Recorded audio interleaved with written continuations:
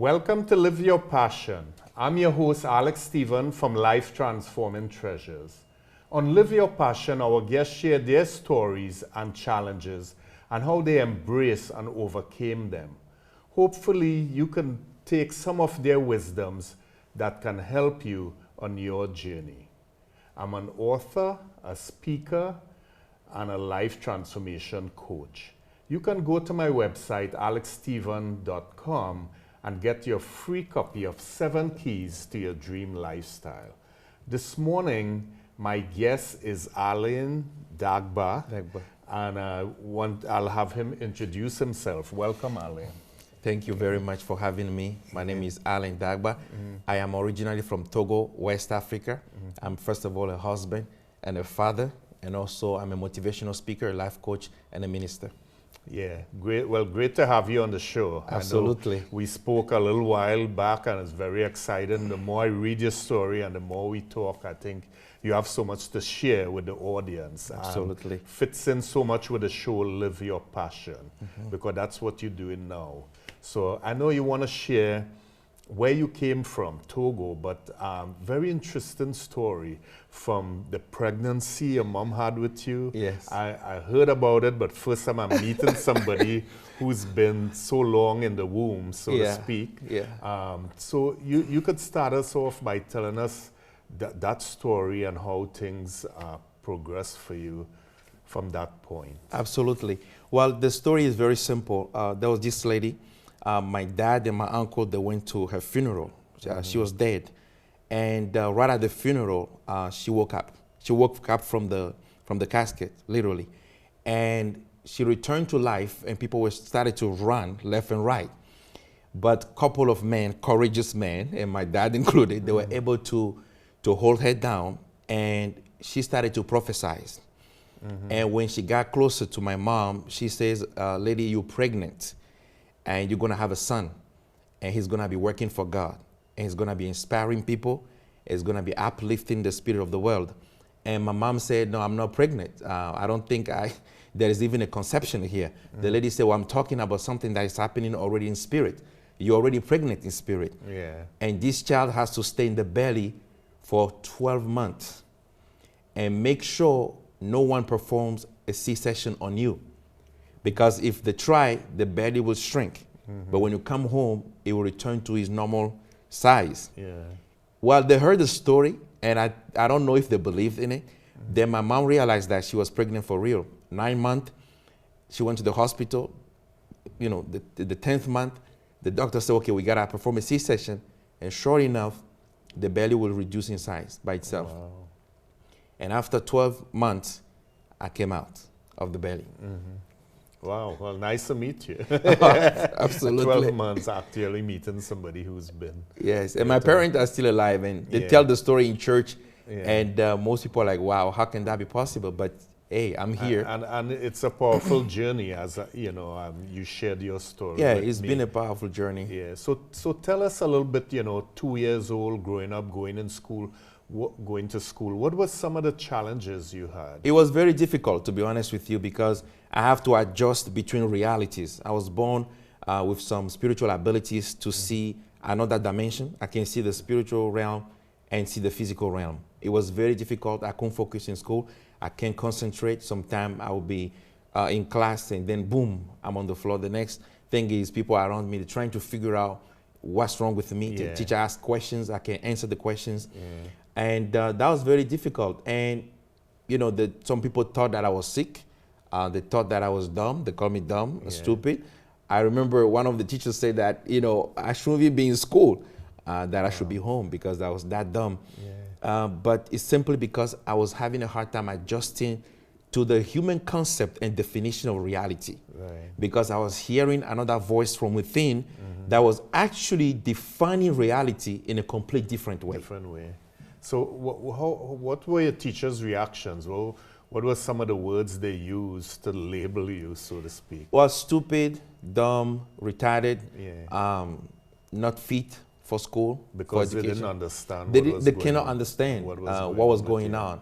And that's what people do when they don't understand. They just Yes. fit you into where they want to fit you. Absolutely. Yeah. And it was very painful. It was Very really, really painful. painful. And how your parents treated you as home? Well, because my dad and my mom, they kind of knew what was going on spiritually. They could not explain it to everyone because they would not understand it. Right. That's the reason why I had a tutor at home. But the tutor, at one point, he started to use the same words that the teachers were using in school. And he would beat me up and very hard, say that what's wrong with you? Your brain is not functioning, things like that. So yeah, it was pretty hard. Yeah. And you were born into a home, I mean, your dad was like a wealthy person. Yeah, I was born into wealth. My dad was very wealthy. But at one point he lost everything. Right. My dad lost everything and we experienced extreme poverty. We have to beg for food. I remember knocking at neighbors' doors and literally asking them for food. Even walking barefoot so long, sometimes we can't even afford to buy new clothes. Yeah. It was very challenging at that time because we were used to extreme wealth, many cars, huge houses. Then suddenly everything was gone. Businesses closed down.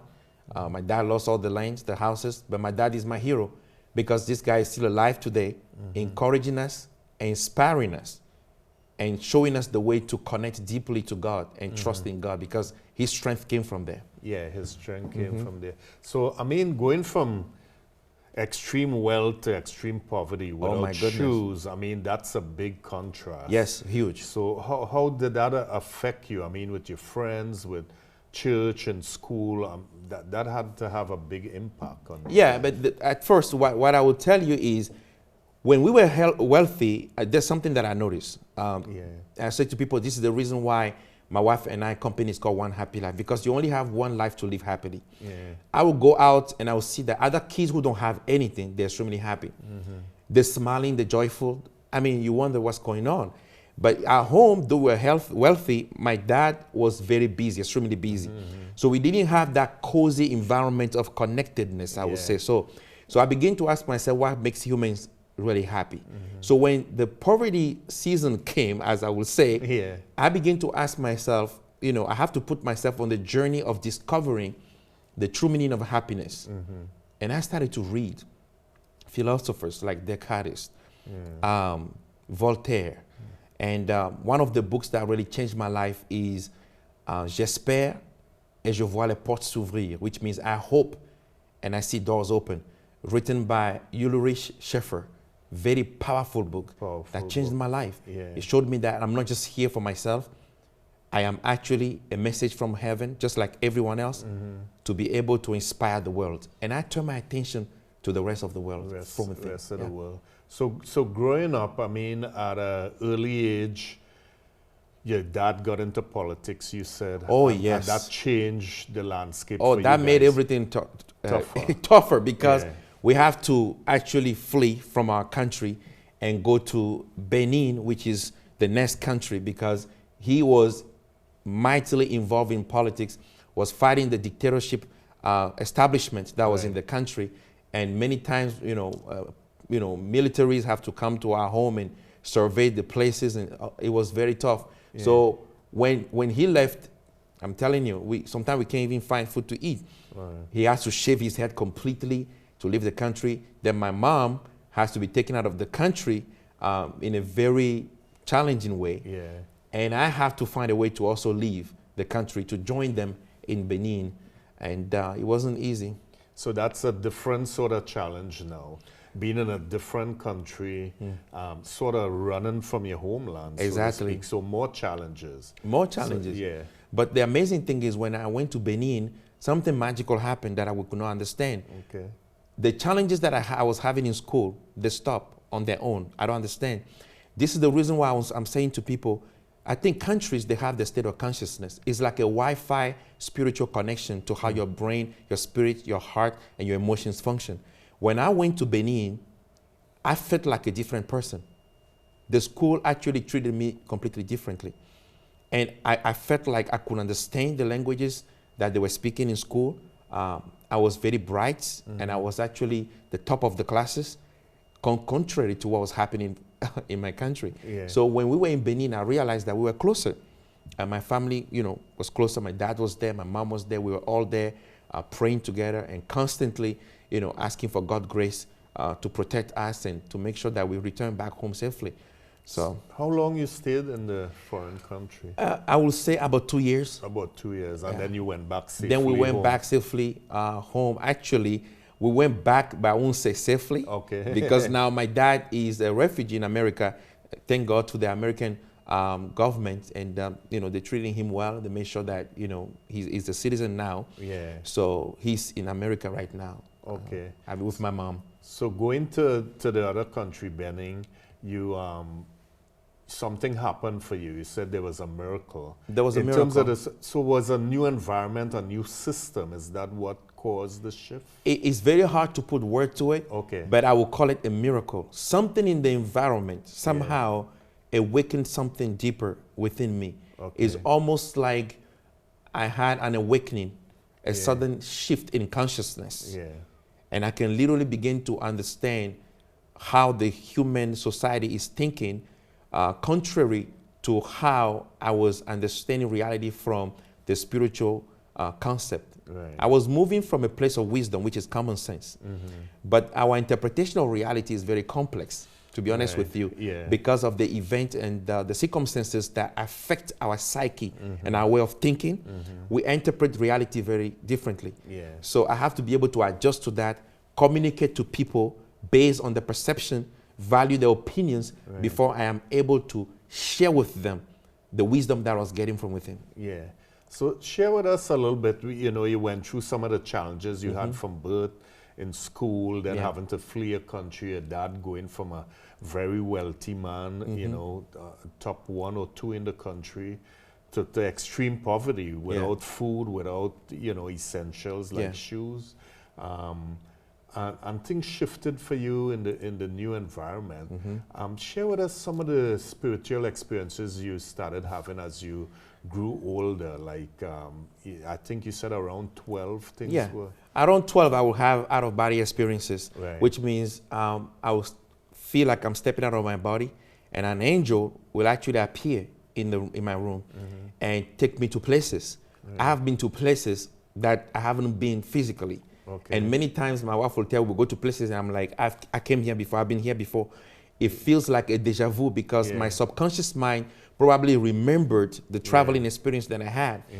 And the other thing is I was able to also tap into the future when I was very young. But it's very important to also understand that the future is nothing, tapping into the future is nothing supernatural really. It's almost like you plant a seed today, and if that seed that has to take 3 months to actually grow to become a tree, the moment you plant the seed, 3 months in the future, the tree is already there.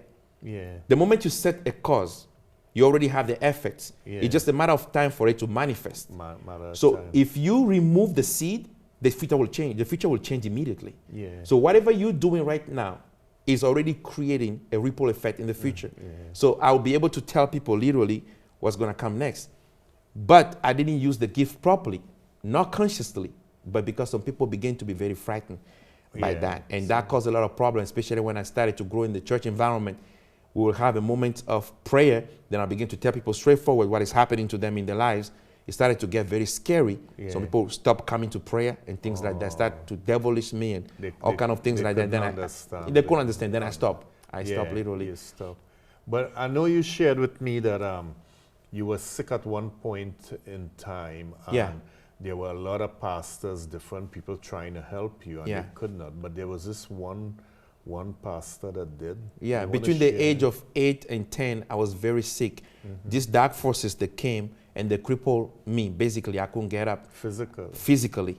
I would see them in my dreams, and what they would say, like, I will not fulfill my mission. They would take my life, basically. Priests came, they prayed. People were praying. All kind of pastors were coming to pray. Some people who couldn't understand it, they were saying that, okay, maybe I have a devilish spirit, maybe an evil spirit is using me. But if I can remember the word of Jesus Christ, the kingdom cannot be divided against itself, otherwise it won't stand. Why will demons attack me if I was one of them? So, but one day, something miraculous, an old pastor, friend of my dad, suddenly got a dream, And in the dream, he was told by this being that he should come and pray for me. This man he hadn't seen my dad for a long time. He started to look for me, ask everywhere, go to family members. Finally, he got to our home. My dad saw him. My dad like, where'd you come from? He said, it's a long story. I had a dream. I heard that one of your sons is sick, and I should pray for him because he has a mission. Guess what? These pastors who were coming in the house, they were praying so heavily and seriously, nothing was happening. This pastor came. His name is Christian. He just asked for olive oil. And he said, bring me the boy. They carried me. I came. He poured the oil on my head. The guy didn't even scream, didn't yell, nothing. He just laid hand on my head. And he said, in the name of Jesus Christ, rise and walk. I'm telling you, something just descended into my consciousness all over my body. Instantly, I was healed. Instantly. No screaming, he wasn't doing no show, nothing. The man was just calm, relaxed, lay hand on me, pour the oil, and just say, in the name of Jesus Christ, rise and walk. And I did. You did. Amazingly so. So you had some pretty great experiences. A lot of people haven't understood it. But tell us a little bit, how you transition from those challenging times, so people not understanding you, people in school, your teachers calling you different names. What made, how you created that shift, so to speak? I know you shared some like reading, some of the philosophers and some, but share with the audience. The audience wants to know how you got to that point. You see, when you are facing any challenge in life, the most important thing is to focus on your emotions. Your emotions really means energy in motion. Think of it as water. When you add sugar to it, it turns into sweet water. When you add salt, it turns into salty water. Your emotions, they are like water. The thoughts you inject into it is what will give it its nature. So I have learned from wisdom from within, which is common sense. Change your thoughts. Add a new thought to the feeling that you are having. You will be able to transmute that feeling into an energy in motion, which is emotion, that will propel you into another dimension. Remember one thing, your events will become your personality. But before they can become your personality, they have to become your belief. So events will become beliefs, beliefs will become personality, personalities will become voices. These voices, they'll become choices and decisions. And these choices and decisions, they will formulate the event of your life. So the moment you understand that deep within you, there is a force, there is a nature in you that is authentic. You are not the product of your environment. You existed before your environment. There's a difference between a person and a personality. The person that you are is love. Where do you see it? It's all around you.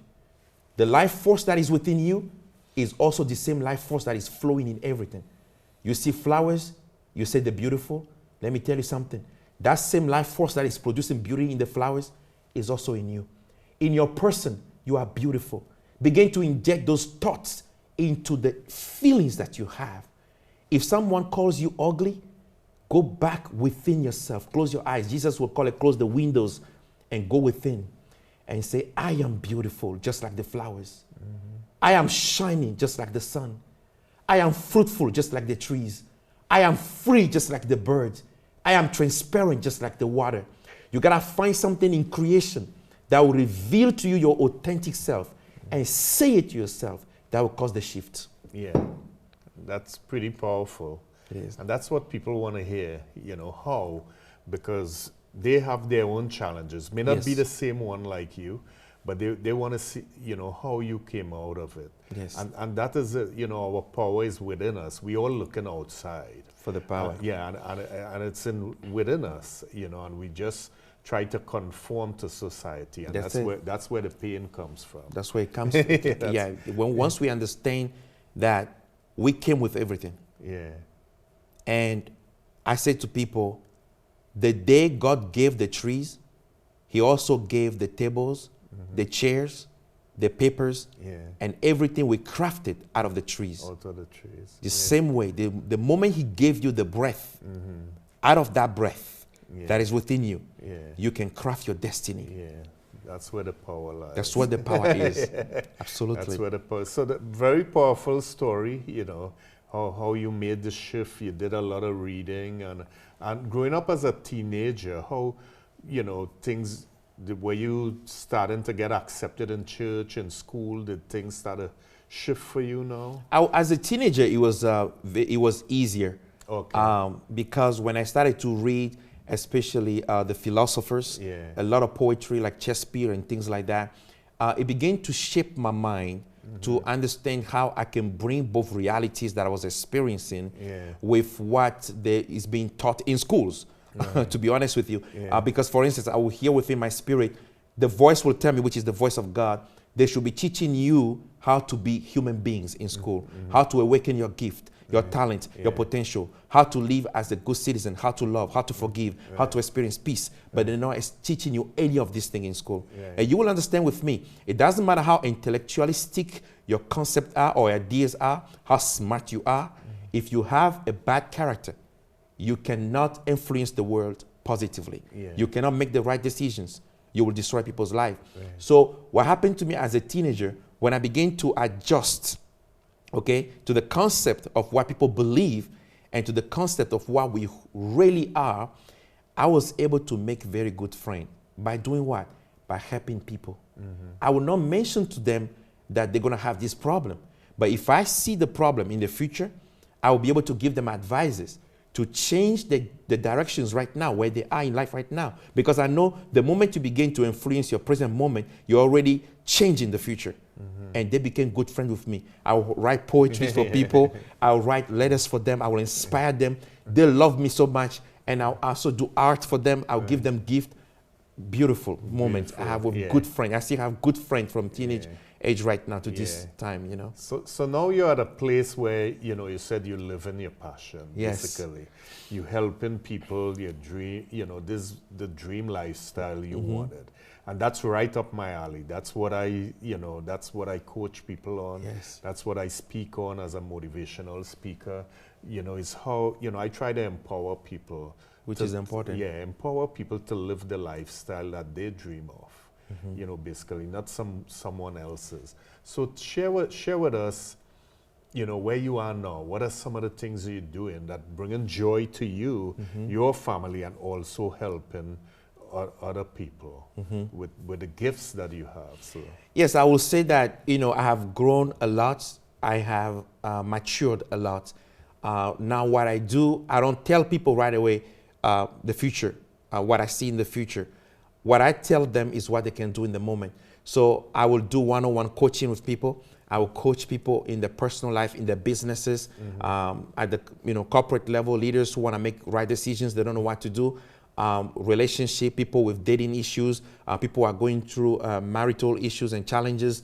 When I meet them on a one-on-one basis, I will teach them and coach them, you know, what they need to do and give them advices. Because most of let me tell you something, if you had the same past as somebody, you're going to think like them. If you had the same pain as someone, you're going to begin to act like the person. So what is the difference really is our experiences.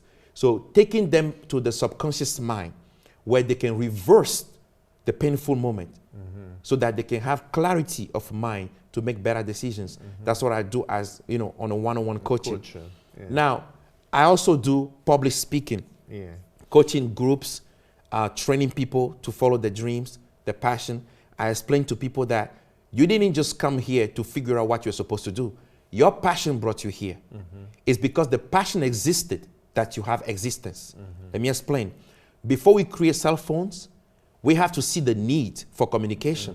So the problem is what triggered the idea of creating the cell phones. So I ask people, what problem the divine saw in the world that triggered your creation? When he created you, he created it uniquely to solve a problem. And he put some applications in you. We call it the apps. And those applications, they are your talent, your gift, your potential.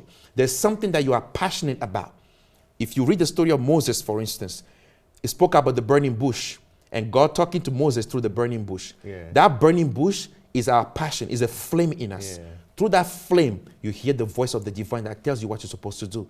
So I coach people in that, in those areas.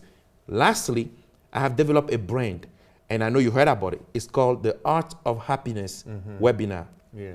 My God, is transforming people's lives. Yeah. It's taking them from the place where they were, they feel weak. It takes them way back to the challenges they face. We reverse it. Then we awaken the passion within them. Then we turn that passion into a dream. Then we bring the dream into a business. Then we build a network around the business where they will spend no money, but put their ideas, their product, their services out there and make income. And at the end of it, they'll be able to support a cause as philanthropists in the world. Yeah, very powerful. And I like your analogy with the apps. And I think one of the things with people, the apps are not, they don't work unless you download them. And I think that's you what just said something very powerful right there. Yeah, you have the app there, but if you don't download it, you can't use it. You cannot use it. It's not effective. That is so and true. that's why I try to tell people, you have gifts in you, you have so much talent in you. And what I see with some of my clients is that they look at other people and say, I want that. That's the problem. And I say, yeah, that's probably not for you. It might be, but first check and see what your gifts are. That's it. What is your purpose? Download your app. That's it. That's the only way it's going to work. That's the only way it's going to work. You came with different apps. I love that analogy. What are some of the other things you're doing? You're doing some coaching for the E4 too? You in that coaching? No, I'm not in that. Right now, the webinar is taking all my time. Yeah. A lot of people are enjoying it. I'm graduating people from that, and I'm training them actually to continue the dream. Yeah. Because, the main thing is, I say to people is three things. Who do you want to be? What do you want to do to be that? And at the end, what do you want to have? Yeah. This is a question I'm asking all of you. Who do you want to be? And what would you like to do to be that? Yeah. And at the end, what would you like to have? I'm talking not just about wealth, health, happiness, and all that. I'm talking about the emotional legacy you are going to live on planet Earth. You can make yourself immortal by the kind of lifestyle you live. Your body may not be here, but you still live in people's soul, because you left an emotional legacy in the soul. You don't have to be on a huge stage to be a celebrity. You could be a celebrity in your family, to your wife, to your husband, to your children, to your friend, to your community. That's how you live your life with passion. Yeah, very powerful. Yeah, so, I like where you took us through your challenges. Yes. Even before birth, someone prophesy. Yes. Very powerful. People who don't understand it, scared. Yeah, very and rightfully so. And you went through your challenges. A lot of things you embraced. You went from wealth to poverty. So all, and that's where great coaches come from. That's it. It's from their experience. It's not just, and I've nothing against people who just go and train and get a certificate, but you cannot beat the real life experience. It's impossible. Yeah, when you make that bridge with that person that you're coaching, because you have that experience and you could tell them, look at it this way. Look at it this way, because you traveled that road before. That's it. You had that experience. So that's very powerful. And where you are now in terms of helping people, giving back, and uplifting people with the gifts and the apps. Yeah, the apps. Got. Yeah, so pretty powerful. So before we close, I want to give you the opportunity. If there's anything else you want to mention or any nuggets you want to leave with the audience. Well, this is what I will say to people. It's not about where you are at right now. It's about where you want to be in the next moment. I said earlier that events become beliefs. Beliefs become personalities. Personalities, they become voices. And the voices, they become your choices and your decisions. So what do you have to do? You got to ask yourself, who do I want to be? Let me ask you a question. Are you living someone else's life? You heard me talk about passion and your apps. Maybe you are made to be a television, but you want to be like a microwave. Maybe you are made to be an oak tree, but you want to be apple tree. Don't look at people's life and begin to imitate it. You are destroying yourself. Your passion is your real identity. When people kill your passion, they have performed a spiritual abortion on you. You are walking, breathing, but you are dead. So I'm saying to you, go back to your passion. Go to nature and sit down with yourself. It doesn't matter where you are or where you have been, what you're going through. Go sit down with yourself and ask yourself, am I being honest with myself here? Am I being authentic with myself, my feelings? Who am I? What is my passion? It's never too late to say yes to your passion. All of you have heard the story of Colonel Sanders, the man who founded KFC. He started his dream at the age of 65, failed 1,009 times. But because it was his passion to serve the world, he succeeded. You will succeed if you go back to your passion. That's what I will share with people. Yeah, thanks very much. And I know you're an author, speaker, coach, minister. Yes. So if you want to share with the audience, you know, one of your books. Well, I will talk about, I have written about over 100 books, published about 85. Now, but this is the mother of all the books. Yeah. I fasted for 40 days on water alone. And my wife is here. She can tell you it was pretty scary because I wanted to connect deeper to the source of wisdom within me and tell the world who we truly are, what is our purpose. This book is called Secrets to Divine Manifestations, Finding Your Life Purpose Through the Rebirth of Your Soul. Great wisdom. It has prayers, affirmations, techniques about how to literally reinvent your life. Because you know we have been given the power to recreate and reinvent ourselves. This book is a guide to that. And right now I have it on my website. I think they can download the ebook for $12, something like that. But I made it available so that people can read it, so that they can experience what I'm talking about here. Yeah. Share with us your website and how people could contact you. Well, they can go to www.coachalendagba.com. coachalendagba.com. Alain is A-L-A-I-N. Dagba is D-A-G-B-A.com. Or you can also download the app, the application from your phone, Android or Apple phone or Amazon store is One Happy Life. Number One Happy Life, one word. It will show up with an icon with number one and a green background.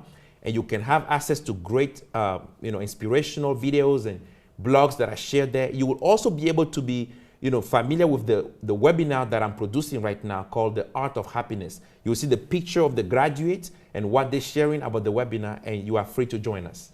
Yeah, and powerful stuff. Really appreciate you coming, sharing your story, and I'm sure people in the audience really appreciate what you share with us today. And it's really been great. Thank you. Gracing us with your presence. Thank you, Alex. And one of the things I like to do on my show is I like to present you with one of my books. It's Courage in Our Hearts, Family's Love Story. And it's written by me and my wife and two kids, Larry and Charisma, and my wife, Raz. And the forward is by the famous Les Brown. So I want to present this to you. Oh, thank you. And being a guest on my show. Thank you. I really appreciate it. Yeah. And the other thing I like to do is read the quote of the day. You could find what today's date is. And from my book, which is Inspirational Life Quotes, a collection for your daily motivation. I love quotes, like I told you before. I love I write a lot of quotes. Yeah. So today's quote is, all you have to do is know where you are going. The answers will come to you of their own accord. Earl Nightingale. Wow, that's beautiful. Yeah. So I think, the quotes, I read them on the show, and they almost always inspire people, relevant yeah. to the. It's very relevant. We were talking earlier about where you want to go in life. Yeah, to what we talk about. And I have 2 other books in addition, which is IP Goals Made Easy, all on Amazon, and Discover Your Inner Treasure, action guide to courage in our hearts. So it's been a pleasure. Absolutely. Having you on the show. Thanks for coming. Thank you. Again, my name is Alex Stephen, your host from Life Transforming Treasures. And you could reach me at alexstephen.com, my website, or info@alexstephen.com. Thanks a lot, and see you next time.